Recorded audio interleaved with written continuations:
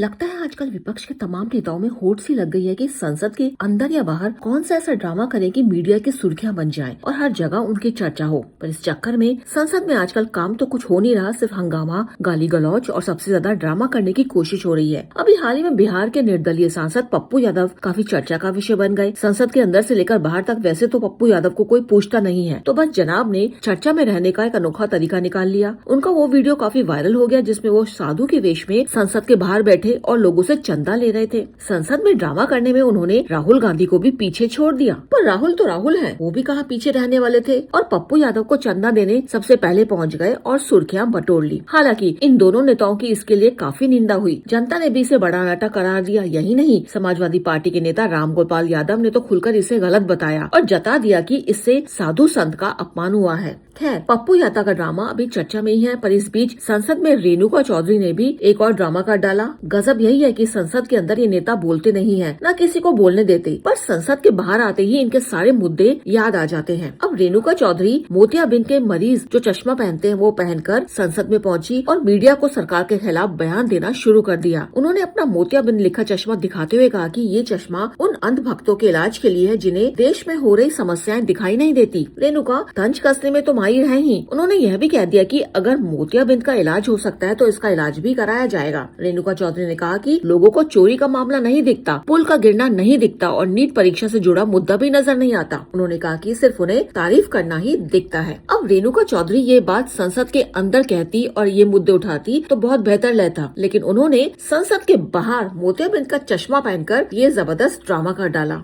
वहीं कांग्रेस अध्यक्ष मल्लिकार्जुन खड़गे साहिब भी अपने फुल फॉर्म में चल रहे हैं। वो लगातार अमित शाह को सदन में आकर अपना बयान देने की बात कर रहे हैं, पर सवाल यही है कि जब सरकार को कोई नेता सवालों के जवाब देने सदन में खड़ा होता है तो खड़गे साहिब का अपने ही नेताओं पर कोई बस नहीं चलता और वो किसी की सुनने की बजाय हंगामा ही करते हैं। लेकिन खड़गे जी यह भी कहते हैं कि सदन के नहीं चलने के लिए विपक्ष नहीं बल्कि सरकार ही जिम्मेदार है। वो सीधे तौर पर इसके लिए प्रधानमंत्री और गृह मंत्री को जिम्मेदार ठहराते हैं। पर खड़गे को जवाब देते हुए संसदीय मंत्री किरण रिजिजू ने यह तक कह दिया कि अमित शाह आकर जवाब देंगे लेकिन उनका सुनना पड़ेगा। लेकिन यह बात तो साफ दिखती है कि सरकार और विपक्ष के बीच चली तनातनी में संसद का मूल्यवान समय खराब हो रहा है और देश के हित के लिए लाए जाने वाले बहुत से फैसले बस संसद चलने का इंतजार ही कर रहे हैं।